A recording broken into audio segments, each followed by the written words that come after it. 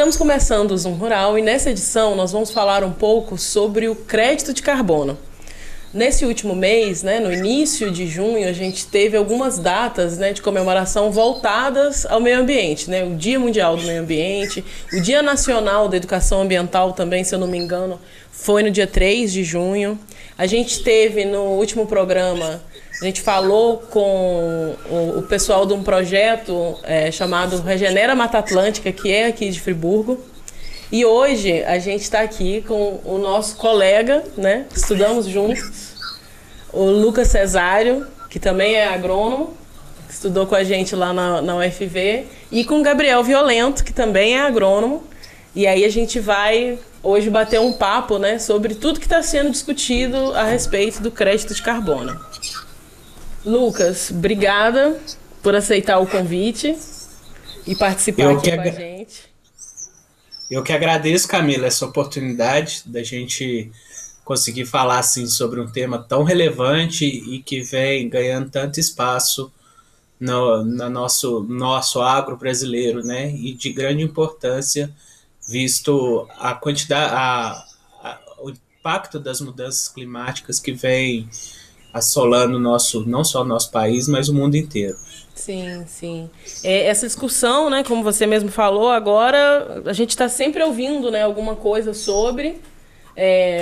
O crédito de carbono, na verdade, não é recente, ele já tem um tempinho, A gente aqui agora realmente que está começando a falar sobre, Sim, a ideia do crédito de carbono, ela vem lá de 1997, quando a gente teve o protocolo de Quioto e os países se comprometeram a reduzir as emissões de carbono.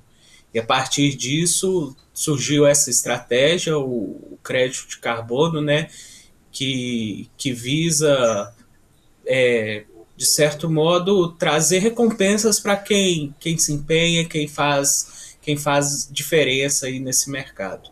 Sim, sim. É interessante a gente pensar sempre na sustentabilidade, também é a sustentabilidade econômica, Então, se a gente consegue unir, a preservação do meio ambiente com alguma renda, para aquele que está preservando, essa prática é sempre melhor adotada, Com certeza, Camila. E nesse escopo, a gente não fala também apenas de crédito de carbono. A gente tem vários programas aí que vêm pegar e trazer uma recompensa para o produtor que passa a ter uma produção mais sustentável e a preservar o meio ambiente, Aí a gente entra também no quesito de pagamentos por serviços ambientais, que já vem acontecendo bastante no Brasil e não somente relacionado aos créditos de carbono. Preservação, por exemplo, de nascentes de água, isso acontece divisa Minas-Rio com São Paulo e algumas outras iniciativas. Sim. Mas antes de a gente aprofundar mais nisso, eu queria que você contasse pra gente a sua trajetória. A gente estudou junto, a gente conhece Com uma certeza. parte, Mas, desde que a gente formou, você vem trabalhando com isso, A gente tem acompanhado Sim, a distância um pouco. Mas conta aí pra gente como é que foi. sim. Eu me formei em agronomia e logo caminhei para a parte ambiental da agronomia, digamos assim, O licenciamento ambiental, a adequação de propriedades e trabalhei com isso durante muito tempo. E assim que teve a tragédia de Brumadinho, eu acabei integrando uma equipe de consultores autônomos e peritos que trabalham na região e continuamos trabalhando, continuo até hoje trabalhando nessa área também, dando assistência em Brumadinho, mas a partir desse momento eu vi a importância que a gente tem de empoderar os produtores, porque a gente trabalha com um produtor que tem muita regra, que segue muitas diretrizes e muitas vezes é discriminado. E nessa trajetória de ver a situação de produtores, tanto em Brumadinho quanto em outros locais, produtores que eu atendia, eu acabei me interessando pela novidade do crédito de carbono como mais uma forma de geração de renda para as propriedades, e daí eu fui estudar. Enquanto eu estava estudando, eu acabei me envolvendo com outras empresas que já trabalhavam na área e desenvolvemos alguns projetos na Amazônia relacionados a crédito de carbono, mas diferentemente do crédito de carbono voltado para a propriedade rural, lá nós trabalhávamos com áreas de preservação, grandes áreas de preservação de floresta em pé, áreas ameaçadas, né, que tem muita pressão, e, e nisso começamos a desenvolver projetos, conhecer mais essa novidade que vem vindo à tona e conhecer o caminho das pedras, né? Que é a grande dificuldade quando você trabalha com o crédito de carbono, por ser algo novo, tem poucas pessoas que realizam os projetos e que realmente conhecem a fundo as diretrizes de como trabalhar, como gerar, enfim, um projeto rentável e lucrativo para o produtor ou para o empreendedor. Queria levantar essas demandas com você e como é que o produtor vai conseguir chegar a esse caminho, né? Eu sei que você está trabalhando nessa área exatamente viabilizando a criação desses créditos, né? Que até então já se fala há bastante tempo, mas ainda é uma novidade, né? Vamos colocar assim. Ainda é uma inovação tecnológica para o meio rural e que o Brasil tem um potencial enorme, né? Acaba que a gente acaba entrando muitas vezes como vilão numa perspectiva onde nós deveríamos ser, na realidade, protagonistas de uma solução. Antes da gente falar, né, como que o produtor pode acessar, eu acho que é uma dúvida, assim, pelo menos foi uma dúvida minha, assim, eu levei um tempo para poder conseguir entender o que é, afinal, o crédito de carbono. Porque quando a gente fala de crédito, né, vem na cabeça, né, o cartão de crédito, alguma coisa monetária, claro, mas algo assim, futuro. As pessoas, a gente tem uma poupança de carbono, e aí, sabe, assim, eu fiquei um pouco com essa dúvida do que realmente é o crédito de carbono.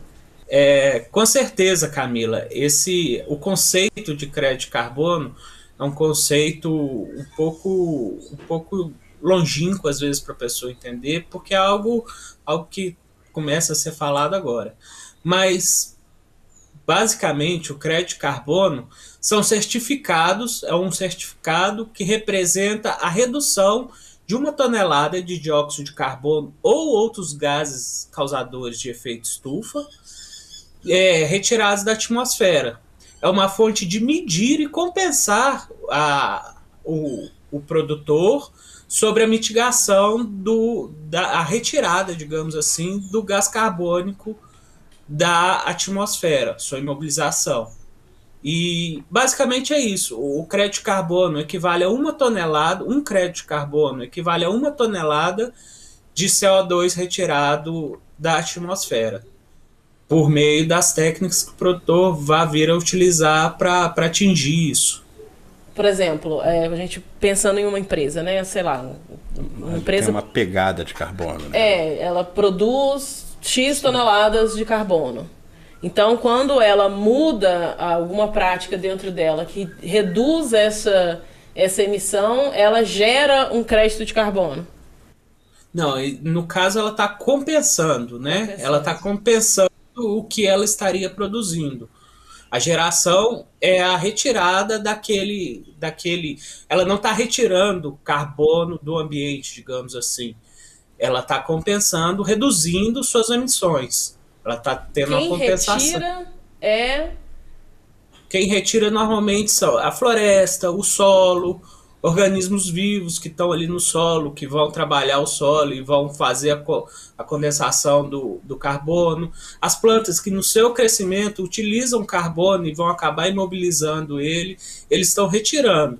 Existem as pessoas existem as empresas que precisam se adequar a isso e elas vão comprar e vão também, muitas vezes, fazer a redução. Isso é um dos primeiros passos também, quando a gente fala, do processo para você conseguir gerar os créditos de carbono. É o inventário de GE, que a maioria das empresas, as próprias fazendas, os produtores rurais terão que fazer para conseguir falar, olha, eu produzo tanto e eu vou reduzir tanto, ou eu vou retirar tanto de crédito de carbono de uma área X. Existe um mercado para esse crédito de carbono? Existem quem compra, quem vende, isso já é definido, assim, já. Isso está na Bolsa de Valores, né? Na Bolsa de Valores. Basicamente, esse mercado ele ainda está passando por ajuste, certo? Hoje, o mercado de crédito de carbono ele tem duas vertentes, digamos assim, o mercado voluntário e o mercado regulado. O mercado regulado ele é regulado pela própria ONU, a Organização das Nações Unidas, e ele não está ativo no Brasil ainda, certo? Ele é um mercado exterior e por meio dele são colocados créditos à venda e principalmente as empresas que são obrigadas, que são as compradoras, empresas que são obrigadas a reduzir e compensar sua emissão de gases de efeito estufa. Já o mercado voluntário, ele é um mercado que ocorre, digamos, para empresas que desejam melhorar sua visibilidade ambiental, sua imagem ambiental. O mercado voluntário, que é o que ocorre hoje no Brasil, ele depende da relação entre o comprador e o vendedor. Você tem que saber que as empresas, por não serem obrigadas a comprar esse crédito, elas e não ser necessariamente um crédito que está na bolsa, elas vão comprar diretamente você e vão gerar vão acabar tendo o benefício de melhorar a sua imagem, falando que estão fazendo a compensação dos gases de efeito estufa. Então a gente tem basicamente esses dois mercados ativos, que no Brasil a gente trabalha só com o mercado voluntário, infelizmente. Eu acredito que num futuro bem próximo a gente vai estar também entrando no mercado regulado, devido à pressão mundial e à necessidade das empresas de fazer essa compensação, né? Hoje em dia, não somente a necessidade ambiental, mas acaba se tornando um marketing para as empresas, essa questão de zero carbono, pegada zero. Sim. E assim, a forma que os consumidores ditam, né? Eles vão começar a escolher aquelas empresas que têm essa comprovação, né? De que com certeza está adotando, com certeza, né, essas soluções. Hoje em dia você vê isso até em festivais de músicas, vamos supor, por exemplo, Rock in Rio, carbono neutro. Ou seja, o Rock in Rio vai comprar de produtores rurais, de projetos de reflorestamento, crédito de carbono, de modo a compensar essa emissão que vai ter nesse festival de música. A mesma coisa acontece com a empresa. Uma empresa poluidora, ela vai comprar esses créditos de modo a compensar essa emissão dela exacerbada. Eu dou até o exemplo também lá, a primeira vez que eu fui a Viçosa foi na Semana do Fazendeiro e já tinha esse logo lá do Carbono Zero, né? Ele já tem trabalhado isso. E além disso eu tenho exemplos assim que a gente viu já de empresas, no caso ali da cana-de-açúcar, produzindo álcool e gerando crédito de carbono, e isso trazendo um retorno financeiro para a empresa muito interessante, assim, bem competitivo para a adoção da empresa por uma decisão dessa, né? Que aí ela passa a ter uma outra fonte de renda de uma coisa que ela está tomando uma atitude que ela se beneficia pela imagem, ela agrega valor ao produto dela e ela gera renda para ela também. Que aí a gente entra naquela história também dos pagamentos de serviços ambientais, que não é o crédito de carbono, mas é um benefício, né? Eu enxergo assim, pelo menos, né? A gente visitou em Paracatu, na minha cidade, lá em Minas, uma usina de álcool. E aí o diretor explicou pra gente que eles têm a produção, né? Eles produzem milhares de toneladas, né, de etanol, ganham dinheiro com isso, óbvio, né, que eles vendem o etanol, e eles produzem com a palhada, né, eles fazem o bagaço, produzem energia é capaz de sustentar a cidade durante um ano com isso que eles produzem. Eles vendem, né, essa energia para a companhia elétrica, mas o que eles mais ganham dinheiro é com o crédito de carbono. E aí ele explicou para a gente que as petrolíficas, né, quem produz a gasolina, elas são obrigadas a comprar, tem uma moeda só para esse tipo de crédito. Eu não sei se é esse o termo, mas tem um mercado ali só entre quem produz a gasolina ser obrigada a comprar o crédito de carbono. Eu achei isso muito interessante, né? Porque o consumo, né, do combustível fóssil, a produção do combustível fóssil, né, ela com certeza libera toneladas e toneladas, né? E aí já deixar isso fixo, né? Que eles são obrigados a comprar. Eu não sei se tem isso em outros mercados, outras indústrias, né? Que já são obrigadas e não tem ainda não, né? Aqui no Brasil. Aí a gente volta para a questão do mercado regulado e do mercado voluntário, né? Nós estamos trabalhando com o mercado voluntário. Então a compra do crédito de carbono e essa atitude da empresa, ela passa a ser voluntária. Muitas vezes a gente não consegue obrigar uma empresa a fazer essa compra e fazer essa restituição. Porém, todavia, é muito interessante o que você trouxe aí, Camila, falando. Eles fazem o plantio direto, eles não realizam queimadas. Isso tudo são pilares para a geração do crédito de carbono.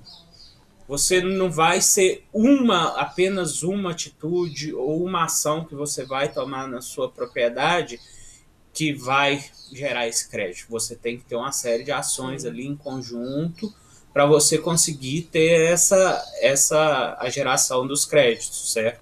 Sim, e são ações, assim, ele falou pra gente, né, listou algumas, né, a questão da irrigação, né, que eles têm um lago, né? Eles fazem um sistema de drenagem de chuvas natural lá no solo, fazem as barragens. Então eles utilizam essa água que eles mesmo conseguiram armazenar durante o período chuvoso para fazer esse manejo dessa lavoura, né? Então eles têm todo um manejo realmente controle muito mais sustentável para gerar esses créditos, né? E que, como ele mesmo disse, né, além de gerar os créditos, eles, a partir do momento que eles começaram a adotar essas práticas, eles tiveram assim, um ganho com a questão da produtividade, a qualidade, né, daquilo que eles estão produzindo, reduziram custos, né?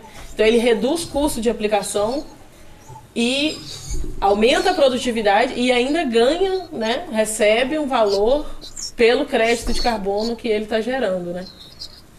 Exatamente, Camila e Violento. Quando nós vamos trazer fazer o planejamento de um projeto para uma propriedade rural, a gente tem que enxergar a propriedade como um todo, né? Sim. Então, muitas vezes a gente divide a propriedade em vários nichos. Por exemplo, áreas de locomoção e estradas, a locomoção.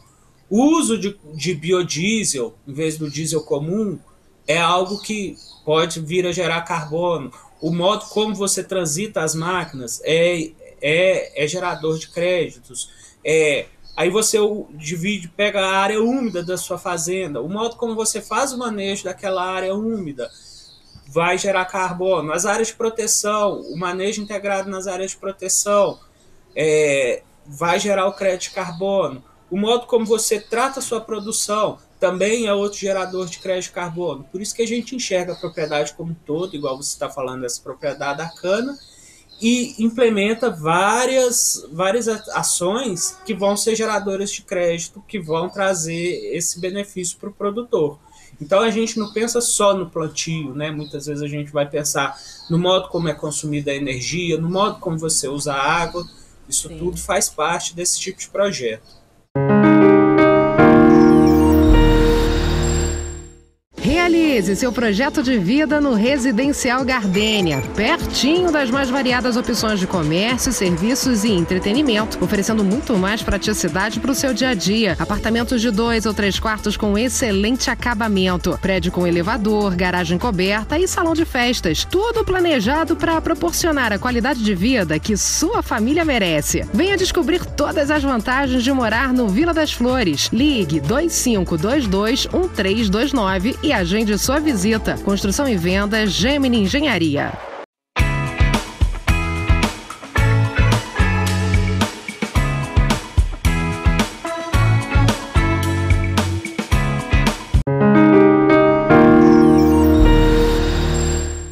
Uma coisa que eu gosto muito de ouvir e de destacar, né, o papel do produtor, do agro, dentro dessa questão, né? Porque a gente tem uma mania, né, de separar a agricultura, a agropecuária do meio ambiente, né, dessa preservação.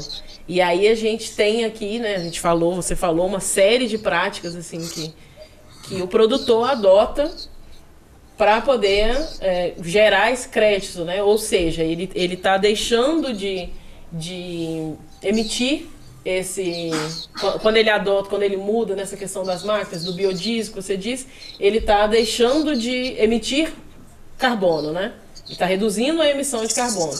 Ao mesmo tempo que a atividade dele, né, a produção vegetal, é o que vai, né, como você disse, remover o CO2 da atmosfera, né? Com certeza. A gente tem... Isso tudo vai ser quantificado. Para a gente, na propriedade rural, o projeto, existe uma quantificação antes, uma quantificação depois, para a gente saber realmente qual foi essa redução. E é interessante dizer, quando a gente fala que muitas vezes o agro brasileiro, o produtor rural, é crucificado nessa questão ambiental.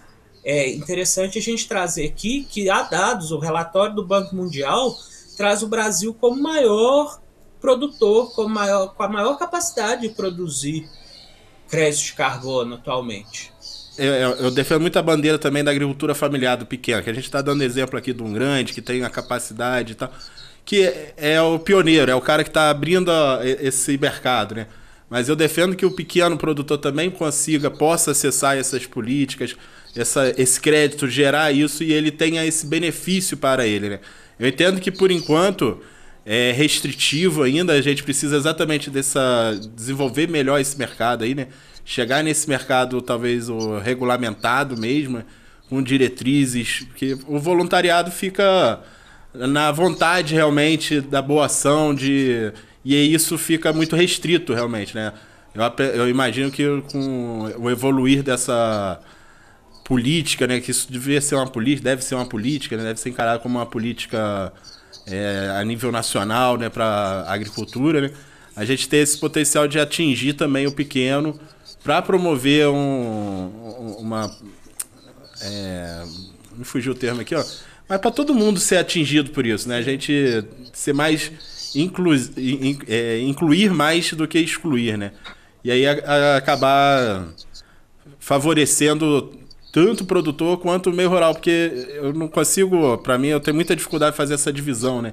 Que acaba que se existe sim, né? Acaba que na prática tem sim uma resistência, né? Quando a gente vai falar com o próprio produtor da agricultura familiar, ele não tem essa preocupação, sendo que ele é um percussor disso.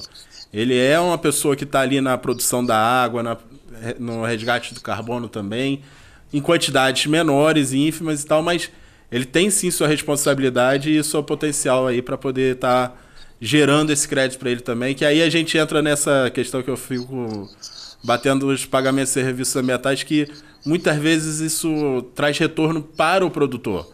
A qualidade de vida, de clima, ele preservar uma mata no entorno perto da propriedade da casa dele, ele vai melhorar a questão climática, de calor, de conforto térmico, a disponibilidade de água, o acesso à água, né? Então tem um monte de vantagens em que ele tem ali de fazer essa preservação e que muitas vezes se perde, né?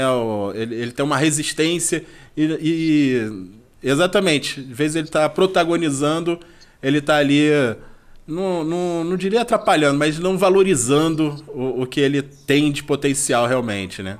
Mas é isso, é só concluindo esse meu pensamento dentro dessa questão. Eu gostaria só de fazer um pequeno adendo aí, que você falou do apoio do governo. Atualmente a gente tem o Plano ABC, que chama o Plano de Agricultura de Baixa Emissão de Carbono, tá? Ele é um plano do governo federal que visa exatamente isso, a redução da emissão dos gases de efeito estufa, né? A emissão do carbono e dos outros gases que causam efeito estufa, incentivando práticas como plantio direto, recuperação de pastagens degradadas, o ILPF, que é algo muito citado nos projetos de carbono, que é a integração lavoura, pecuária, floresta, e o apoio financeiro também para os produtores que buscam isso, e dessa forma o Brasil tem caminhado. Teve também, né, na última quarta-feira, o Plano Safra 2024-25 da agricultura familiar. E aí a gente teve, além de um montante maior, né, do valor que foi disponibilizado para a agricultura familiar, né, a gente tem algumas facilidades, né, um juros menor para que os produtores, né, que têm uma produção agroecológica, orgânica, que adote essas práticas, né, eles vão ter um juros menor para poder acessar esse crédito, para poder investir na sua propriedade, né, continuar investindo nessas práticas ambientais, né, isso é muito interessante. Quando a gente fala do investimento no produtor, é o futuro, porque a gente tem que investir na ponta, no cara que está ali todo dia trabalhando e fazendo realmente a diferença. É ali que começa, é ali que a gente vai ter essa mudança de chave. A grande questão toda que vem trazendo problemas é que projetos pequenos hoje em dia são proibitivos. Sim. Quando falamos de projetos de crédito de carbono em pequenas propriedades, devido ao alto preço que esses projetos acabam tomando, porque a gente necessita de uma série de outras empresas terceirizadas que vão fazer o controle, o método de quantificação desses próprios gases de efeito estufa. Sim. É um projeto caro para pequenas propriedades. E aí eu vejo a saída hoje em dia para quem trabalha com essas pequenas propriedades a criar associações, criar grupos de produtores que, primeiro, você vai ter uma geração de crédito maior, você vai conseguir diluir esses custos e uma força muito maior para comercializar esses créditos. Então, hoje em dia, quando eu falo, vamos trabalhar com os pequenos produtores, principalmente a gente tem que unir eles, tem que trazer todos bem juntos para a gente conseguir ter força com os pequenos produtores nesse tipo de projeto. Interessante. A solução temos aí, né? É um desafio, né? Mas que exatamente é uma questão que a gente tem que explorar, né? Esse potencial nosso aí, que é enorme. Se a gente for ver os números de produtores, no Brasil hoje, a maior parte da população está realmente no meio urbano. E o pouco que está no meio rural, a maior parte, vamos pôr aí, quase 90%, são pequenos produtores. Há uma concentração de terras com grandes produtores muito grande, né? Mas a maioria é pequeno produtor, né? Então, por isso que a gente tem que ter um olhar para esse pequeno aí, para viabilizar para esse pequeno também, né? Porque acaba que, apesar de não ser a maior quantidade de terra, mas é a maior quantidade de pessoas a serem atingidas e que estão ali precisando, demandando e vivendo desse meio também, né? Então, acho que a gente tem que trabalhar bem por aí realmente, né? E por falar a gente está falando aqui, né, das oportunidades que estão surgindo, né? A gente tem aí, né, agora a COP30, né, a Conferência das Partes, vai acontecer aqui no Brasil, né, em Belém do Pará, se eu não me engano.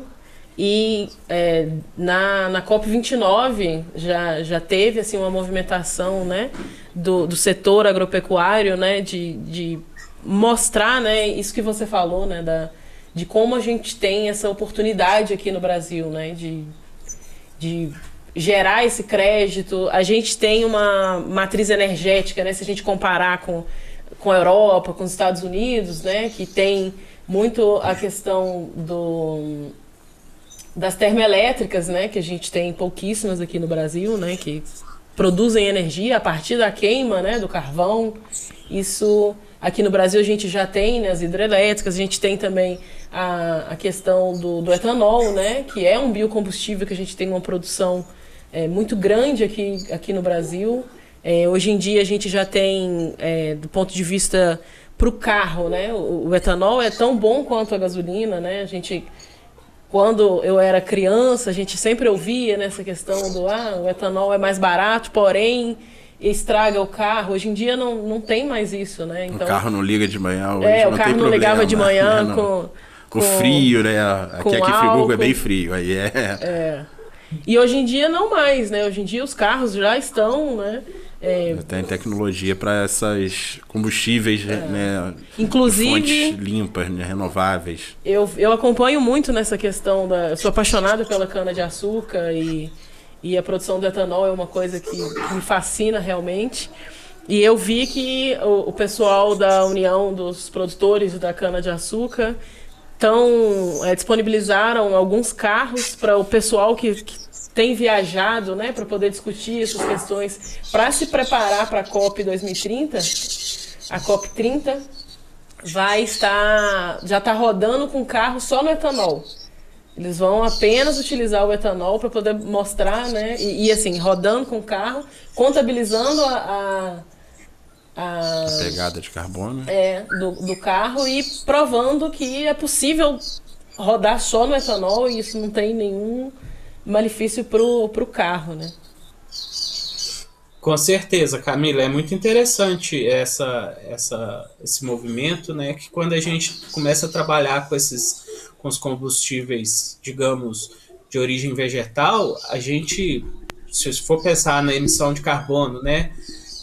O carbono estava preso ali dentro da terra na forma de petróleo e a gente gera mais um monte de carbono para trabalhar aquele petróleo, transformar ele em combustível e aquilo ali nunca mais vai voltar à forma de petróleo. Sim. Se você for pensar. E quando a gente vem falar do biodiesel ou da cana-de-açúcar, a gente pega uma planta, transforma aquilo ali num combustível, que sim, vai gerar uma emissão, só que no próximo ciclo, quando eu estiver plantando novamente, aquela planta vai estar fazendo esse sequestro de carbono. Sim, então, porque é assim que ela faz a fotossíntese, né? Sim, diferente do combustível do petróleo, que depois que foi transformado em gasolina, vai ser queimado e você não vai conseguir transformar ele de novo em petróleo.